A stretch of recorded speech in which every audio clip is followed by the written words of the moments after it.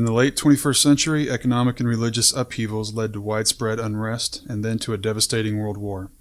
As cities began to disappear from the map, salvation came from the most unlikely of sources. The gods of Olympus, Zeus, Athena, Apollo, Ares, all recently returned to Earth to save humanity from itself. Stunned nations quickly became ardent supporters, following the Greek gods in their pursuit of a new way of life, a rebuilt society in which old borders and beliefs no longer exist, a society they called Olympia. Nearly 500 years later, Anthony Kensom lives in the nation of Athens with his aunt and his domineering grandmother. The early loss of his parents and his struggles since have made him an outcast, and angry at the gods who have let him suffer. An incident at school leads him into the Athenian Army, where outcasts thrive, and Anthony finds his true calling as a commander and strategist. Thrust through the ranks by skill and by fortune, he leads the soldiers of Athens into the glorified bloodsport they now call war. But his new glory is short-lived. Anti-Olympia rebels known as Faithless seek to undermine him for their own purposes, using his past in an attempt to turn him against the gods. Olympia is a cage, they protest, and the more Anthony fights against their message, the more he begins to see the chains that keep him shackled.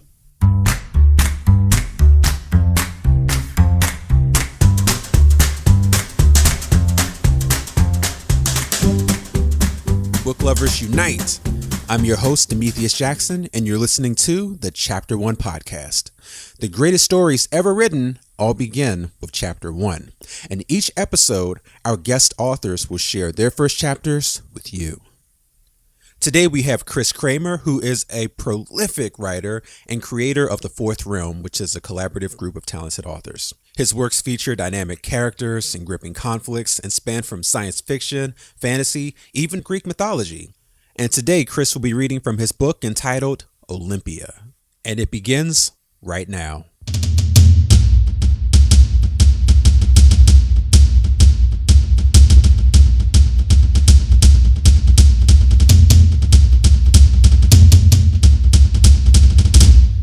"3 days past the wall, Anthony found life. Weary and battered, with streaks of dried blood covering the left side of his face and a makeshift bandage wrapped around his thigh, he limped along the muddy path, far away from the massive wall. He'd followed the path, the only sign of civilization in this land, for 2.5 days, until he finally spotted small pieces of broken asphalt showing through the thin veneer of white snow. The road meandered through shallow valleys and jagged hills for another 6 hours, until he reached a narrow, tree-lined river, swollen from a recent thaw. The clear blue water gleamed as it flowed, and Anthony fought the temptation to taste it for fear it might be poisonous, as the legends warned. His body had grown weak from lack of food and water, but he could wait to drink. This river would take him somewhere worthwhile, he was sure of it. He followed it north to find farmland, and once there he saw muddy footsteps wandering away to the northeast, or what he presumed was northeast. Directions were unreliable here.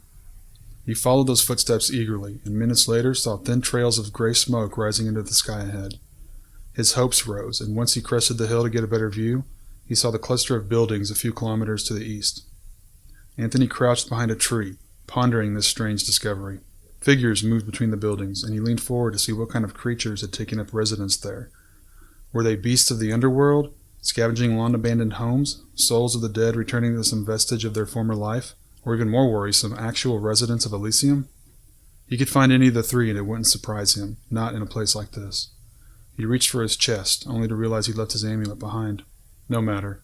He wasn't a child who needed a security blanket to assuage his concern.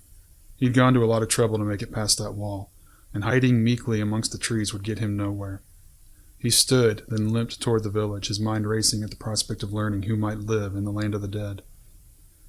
The settlement was a small, desolate place made up of nothing more than a few rows of long buildings covered with tied-down tarps and red and brown furs to keep the blistering cold out. They looked like rectangular yurts from a distance, but once he got close, he recognized their shape and uniform layout immediately. Army barracks, converted into homes. As he approached, the far-off blobs and shadows formed into people, regular humans who gathered and watched him just as curiously as he did them. They came together with little commotion, congregating quietly in the center of the village, with all the excitement of a funeral. They wore thick, drab clothing, woolen caps, and fur-lined boots. Some wore scarves and gloves. None of them appeared to be armed, and no one raised any kind of warning, so Anthony continued on without trepidation. It was him they should be afraid of anyway, not the other way around. The villagers said nothing to him as he arrived. Some stared at him curiously, taking note of the godly sword strapped to his back, and the semi-automatic pistol in a holster on his hip. Others cowered and looked away, afraid of who he might be, No one tried to run, though, and no one thought to confront him. He moved slowly through the crowd, looking at each of their faces, searching for one he recognized. But all he found were men and women with no spirit left. They were broken, every last one of them, and for a moment he wondered if this is what the dead looked like. These could be soulless bodies who'd gathered here out of some sort of familial connection from the living world. Or maybe they were the souls themselves, given form in this land. He changed his mind, though, when he saw the troubled looks in their eyes as they moved closer to each other for comfort or reassurance. Children clasped their parents' hands, and wives stood close to their husbands. No, they seemed lifeless, but it wasn't because they were dead. He searched the barracks, and no one moved to stop him. He found bunks inside, though they were stacked next to each other in clumps like communal beds, with brightly colored blankets and clothes scattered on top. Thick fur rugs covered the floors, made from the hides of foxes and bears, and small wooden tables lined the walls, stacked with brushes, mirrors, cups, plates, and pipes. These barracks may have housed soldiers once, but families lived here now, living, working families. He thought of the farms that circled the village and realized these people were actually trying to grow crops, and that made him wonder if spring came here. The fields probably couldn't grow much, and the small flock of sheep and goats, along with a few cows and chickens wandering about, were doubtless more valuable than the farms. But that was true of any small village in a harsh environment, and that only reinforced the worry Anthony felt rising from his gut. This was no land of the gods. This was a land forgotten by the rest of the world. A sense of dread tickled his skin, and he worried that his journey had failed before it even started. He'd made it past the black wall, the barrier between the realms, expecting to find answers from the gods themselves. Instead, he found farmers and herders eking out a living on frozen ground. He let out a frustrated sigh. There was a simple explanation for this. He hadn't traveled far enough. Maps never showed the true boundaries of this land since it wasn't a nation, not like Athens or Corinth. Legends claimed that this was a place of dangerous, shadowy gods who could bend and twist what you knew and how you perceived distance, time, or reality. Maybe Hades and his minions were playing tricks on him, something he wouldn't put past the one god no one had ever seen. But he suspected a simpler reason. He'd found some outlying territory, and his real destination, the Elysian Fields, was much deeper, probably beyond those imposing mountains on the eastern horizon. That was fine with him. He hadn't expected this to be simple. "Who are you?" Anthony exited the last barracks to see two men and a woman waiting for him outside with guns drawn. They wore thick white parkas over dark clothes, but one of the men had his unzipped enough for Anthony to see a silver chain hanging around his neck, upon which hung the symbol of the cult of Hades, a large half-circle facing up, sitting on the smaller cross. But other than that medallion and the pistols all three carried, they looked like any of the other villagers. At first, he wondered why he hadn't seen them earlier, but then he decided he was more concerned with how he would kill three armed cultists who already had their weapons drawn. "I am Anthony. I have come from beyond the wall to find Hades." Anthony pulled the large sword off his back and held the handle firmly in his grasp. The cultists made no move to stop him, but they adjusted their stances warily. "Maybe you can take me to him." "You are marked by the gods," the woman in the center spoke again. Her eyes went to the pistol strapped to his thigh. "You do not belong here. The gods hold no sway over me, and neither do you. So either take me to Hades or let me pass." The woman frowned, and Anthony saw a glint of anger in her expression. "Mortals do not demand to see a god." "Then let me pass, and I'll find my own way." "Kerberos guards the realm of Hades from all interlopers. Despite your mark, you are an interloper. I will deal with Kerberos when I find him." The two men moved to flank Anthony while the woman aimed her gun at Anthony's head. "We are Kerberos." His grip tightened around the hilt of his sword. He'd been warned about Kerberos, but he'd expected another champion, not men and women hiding in plain sight. Nothing in this realm was what he thought, but that was no matter. This was the battle he'd come for, so he wasted no time. He flailed his sword in a horizontal arc, and a torrent of red fire erupted from the blade. He sprang forward, adrenaline flooding his veins, and he reached for the pistol at his hip.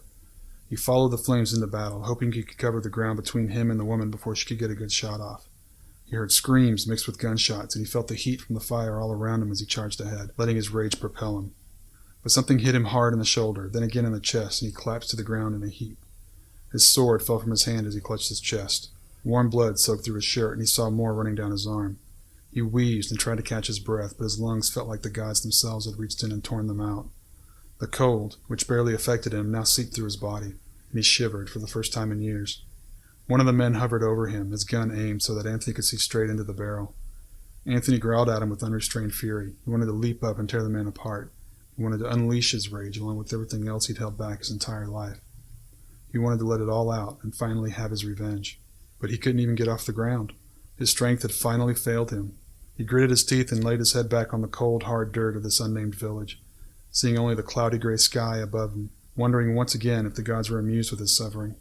He wanted to laugh at the inevitability of it all. He'd thought to challenge the gods, and worse, he'd expected to win. His entire life was a lesson in futility, and it wasn't until this moment that he finally accepted his fate. He didn't know if his body could hold out from the gunshot wounds, but if not, then so be it. He didn't fear death. In fact, at this moment, he embraced it. He let himself fall to the touch of Thanatos, and blackness crept in from the edges of his vision.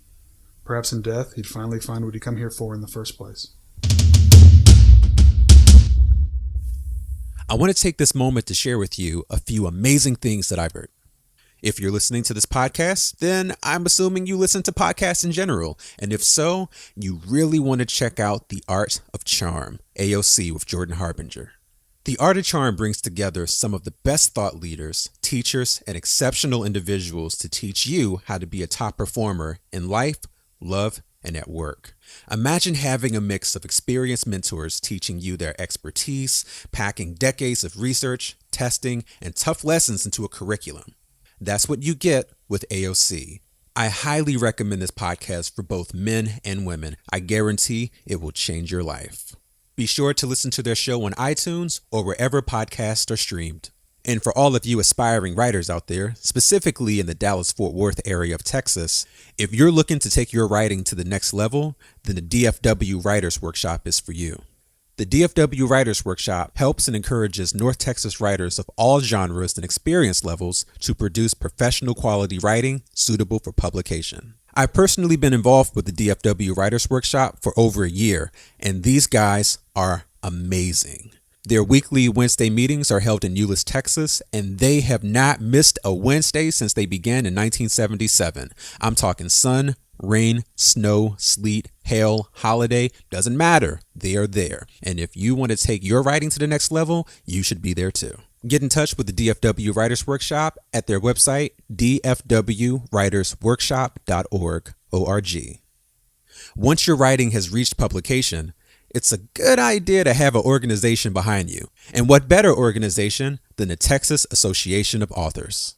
Texas Authors, as it is often abbreviated, is the only organization in Texas whose focus is to promote authors within the great state of Texas itself. The association leverages the knowledge and expertise of many of its different authors to help promote others within the world of reading and writing. As a nonprofit organization, Texas Authors relies on strong relationships with individuals, other nonprofit organizations, and publishing companies to help establish a presence in both local and statewide events. Utilizing technology, social media, and the knowledge of its members, Texas Authors gives you a unique advantage within an already competitive marketplace. Learn more about the Texas Association of Authors on their website at books.txauthors.com. Today we have with us Kris Kramer, author of the book Olympia. How are you doing today? I'm good. How are you? Pretty good. That was a pretty compelling first chapter. Prologue, technically, but yeah. It's actually, I wrote that months before I actually sat down and wrote the rest of the book. So it's been sitting with me the longest, but yeah, I'm pretty happy with it. Okay. What inspired you to write Olympia? I haven't seen the Greek gods in this particular way. So this is a story I tell every once in a while, and people get a kick out of it, but Olympia is not actually my idea. Okay. Patrick Underhill, whose name will probably come up later, is a writing friend of mine, and we were out at dinner one night waiting for a friend of ours to show up. And as we do, fairly often when we get together, we talk about story ideas and just random stuff like that. And we had just recently kind of gotten into the Cytherea books, which we may mention later, but we were talking about those and some other story ideas we had, and he just threw out an idea he had that was similar to what Olympia kind of ends up being, but he threw out this idea and he told me about it. And I won't say what the idea was because it kind of spoils the underlying premise of what this whole Olympia series is about, but he told me the idea and I was like, man, that's a really good idea. I kind of want to do something with that. And he's like, well, take it and run with it, do whatever you want. And so I did. I took it and I took the original core idea and I kind of changed it around to kind of fit like a story that was more, it was easier for me to tell, but the core of it's still there. The core of what he came up with is still there. The gist of it is that it's the future after a pretty much apocalyptic scenario hits the world. These people just show up claiming to be the Greek gods. And they're like, look, you guys screwed up. We've come back to basically pull you out of the abyss and, make you great again. But for that to happen, we're going to have to reinstitute all of these rules and basically rebuild society so that you guys can thrive in it instead of tearing each other down. Right. And that new society is called Olympia. But going back to the original story, it kind of fits because Patrick is actually working on a story idea that he got from me, and he's taken and run with it. So we basically swapped ideas and we're each writing each other's story. So your main character, Anthony Kensom, he seems like a pretty average guy who finds himself in extenuating circumstances, correct?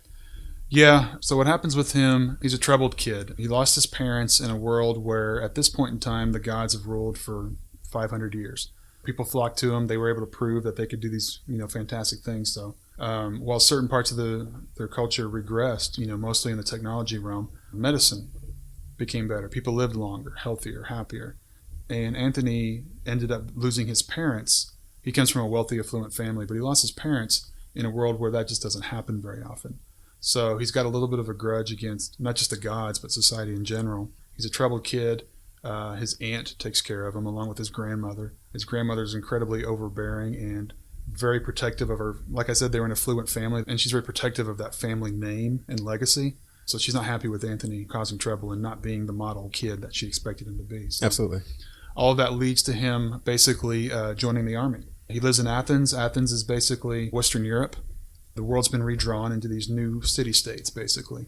Athens is Western Europe. Their biggest rival is Corinth, which is Eastern Europe and parts of Russia. The rest of the world's kind of redrawn in ways I'll let the reader find out throughout the book. So in this new world you've created, war is considered a sport? Yes. Similar to arena gladiators? Can you elaborate exactly. into that? So I guess war is considered a little bit of a culling in this world. The army and the military academies tend to be a haven for the malcontents, basically. Okay. So what happens is you have this army. Each nation has their army, and those armies basically fight each other, more for prestige than anything else. There's border skirmishes, and there's some political ramifications, but the nations aren't really allowed to conquer each other. They can fight each other and claim some bragging rights for a while and take a little bit of spoils here and there, but essentially it's all just for bragging rights and to let the people blow off steam. So kind of a geek question here. If war is now used recreationally, how are actual conflicts resolved? Is that just more through a political process? Depends on what you mean by conflicts. This country has a problem with that country. The gods. Essentially, in this world, the gods kind of sit up on high. They created the society, and they're all operating under this this understanding where, look, if you guys can, without needing us to constantly step in and don't break any rules, then maybe we'll feel at some point down the road that you've graduated to being able to do this without us, and then we will leave again, and you guys can, do this. But it's not happened yet.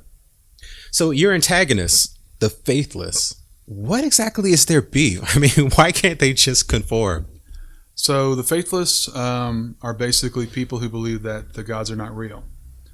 These people showed up out of nowhere. Yeah, they have godlike powers, but they just showed up out of nowhere and basically said, bow to us. And, the Faithless are a group of people that don't believe in that. Essentially, the whole story comes down to a battle between free will, which is what the Faithless are kind of espousing, and the sense of order imposed from up above. Basically what the rest of the world lives in, this structure that was imposed on them by the gods, by the Olympian gods. The Faithless are out there basically saying, look, the gods are not real. Humans have free will. We've always had free will. We don't deserve to have gods, ruling us on high.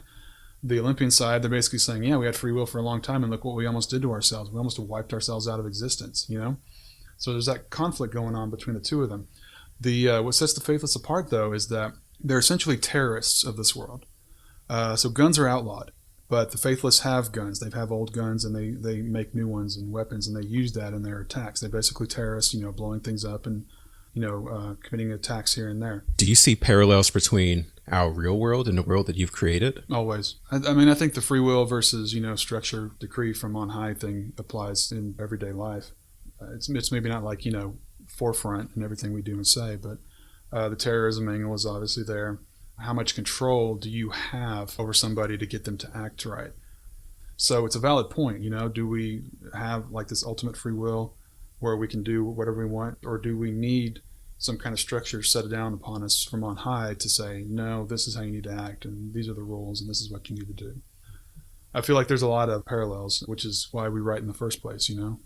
Absolutely. And that's the fun part of the book, having the reader be able to interpret it as they will. Yeah, and what's funny, it took me 2 years to write Olympia. That's because I had to keep taking these breaks and walk away and then come back to it and just be like, you know, if I had hair, I'd have pulled it out. Because I was sitting there trying to ask myself, you know, what is the story? Like, what am I getting to? Like, I know how it ends, but I didn't know how it should end. One day I was like, you know what, I'm just going to finish it. I'm going to get it done. I can't make a lot of really good sense out of it, but I'm going to get it, you know, do it the best I can. I'm going to get it published and then just kind of walk away. So I did all that, got it out there, sent it out to people, and I started getting all of this like fantastic responses to it. It was the first book I ever got like near unanimous 5-star reviews and good feedback on. And then one person had to go and give me a 4-star review and ruin it. But you know, anyway, I got like this really good feedback, and I was just sitting there thinking to myself, like, what are they seeing in the story that I had such a hard time finding? Like, I knew what I kind of wanted to say, but I didn't feel like I had done that at all. But people read it and they enjoyed it, and they, you know, got like a lot of good stuff out of it. And so it got me even more motivated to kind of get down and get the rest of the story out. So books 2 and 3 will be forthcoming soon. So can you tell us a little about yourself, your background, what inspired you to write? I've always considered myself a storyteller. I guess in college is when I first really sat down and started doing a lot of, not writing specifically, but more like notes. You know, I'd have these ideas and I'd write down notes, and I'd say, all right, it'd be cool if I could do a story about this, and this would be kind of the world. It was always, you know, fantasy related, and that's kind of where I just naturally gravitated toward. But the whole time, you know, I'm in school for a computer science degree, so it was just like the complete polar opposite. Right, yeah. So I started working on all this stuff, and I sat down and I was thinking to myself, how am I going to ever get this? I'm never going to make this happen, you know, because I didn't think I could write. I was not good at it in school, and I didn't think I could do it myself. So I grabbed some books, and I did what any good computer scientist or engineer does, and I reversed engineered them. I looked through them and, you know, broke down the paragraph structure and the sentences and the writing and the, you know, overall story structure and things like that. And I started writing, and that turned into the Tales of the Lore Valley series. The first 3 books, actually. So what I basically did is I forced myself to sit down every night for an hour and just write. Still the advice I give today is just, you know, be consistent about it. Sit down, do it every single day. Make yourself do it, because you have to kind of get yourself on a routine. Because if you kind of do it whenever you feel like it, you're just not going to feel like it enough to be able to make something happen. And it'll never get done. Exactly, yeah. So I did that, and I sat down every night and I wrote. Even if I didn't have anything good, I just wrote something. And before you knew it, I had a book. I went through a self-publishing company, got it out in book format, and I was super excited. I had a little paperback book in my hands. The cover I designed myself. Greatest feeling ever. Yeah, it's really cool. Like, I still have a box of those old books in my house, and I cringe when I see them because I just know they're not good. You know, I was super happy about them at the time, but the cover's awful. The story was just not that great. The editing was not good. I call them mile markers, so you can look and see how far you've come. Yeah, seriously. And now you're a prolific writer. You went from trying to figure it out, reverse engineering books, to now having a ton of books under your belt. How many series do you actually have going on right now? Let's see here. It's Tales of the Lore Valley. That's 6 books right now. Well, it will be 6 here in a couple months. The Rise of Cythria series, that's the one I co-write with Patrick Underhill and Alistair McIntyre, another writing buddy of mine. Olympia, obviously, is going to be a series, a short one. It'll be a trilogy. Sanctuary is the first book in a series. I'm not sure how long that will be, but once I get back into it, it'll be a fairly lengthy one, because the first few books will introduce kind of the characters, and then it'll kick off into the main storyline after that. Half-Lord, those are some short stories that I write. That's also a series. I'm starting up a new one called Goblin Hunter that will be I want to say kind of like a 10-book or so series. What else? There's a lot. I can't keep it all straight anymore. Prolific. So within all of that writing, you still found a way to create a group of writers called the Fourth Realm. So the Fourth Realm started as me, Patrick, and Alistair. We came up with this story called the Fourth Realm. And I looked at it and I was like, you know what? This has potential. What ended up becoming Cythria today, these 3 kingdoms, each at war, and we were each writing one of the kingdoms.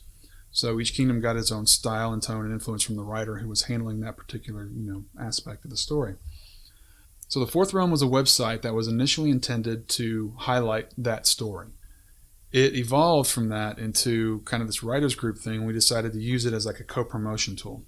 We figured it'd be a good website basically for all of us. We can market collaboratively. We can market together instead of each of us going our own way and doing that.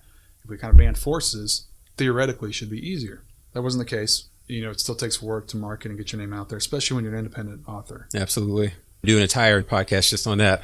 That subject alone. Yeah, it's so much goes into that. But the fourth realm started as that idea, and it kind of grew into what it is now. A few more authors and potentially growing. I think initially the fourth realm idea was that it would turn into maybe an indie publishing house. Well, also with the amount of books that you have, that seems to be the natural progression of it. Yeah, and if you think about it, so I've got 15, about to be 16, plus Alistair's 3, plus Nick's 2, plus your 2. Full disclosure, you're part of the fourth realm too. So. So it's the fourth realm where readers can find you? The fourth realm is where you can find the group of us that are all associated with it. I also have my own website, staringatablankpage.com. That's my personal author website. So one of those two locations will have all my books listed, information about what's going on about me, events, that kind of stuff. And we'll also have that information in the show notes. All right. Very cool. Well, thank you for joining us today on Chapter 1 Podcast and sharing your book with us, Olympia. Is there anything else you'd like to say? Just, get out there, look for my name, check those books out, help a brother out. And review. Yes. That's an important thing. And with that, we're going to wrap up another episode. We're 3 shows down. How about that? Yeah, this thing is really starting to take shape. I'm having a really great time doing this, and I'm hoping you all are having a great time listening. I'm really hoping there's something here for everyone, whether you're a reader or a writer. I firmly believe that things are only as hard as the first time you do it. And now that we've had a couple of guest authors on the show, the floodgates have opened. We've got fiction, nonfiction, fantasy, sci-fi, romance. So stay tuned because we have a lot to offer. Till next time.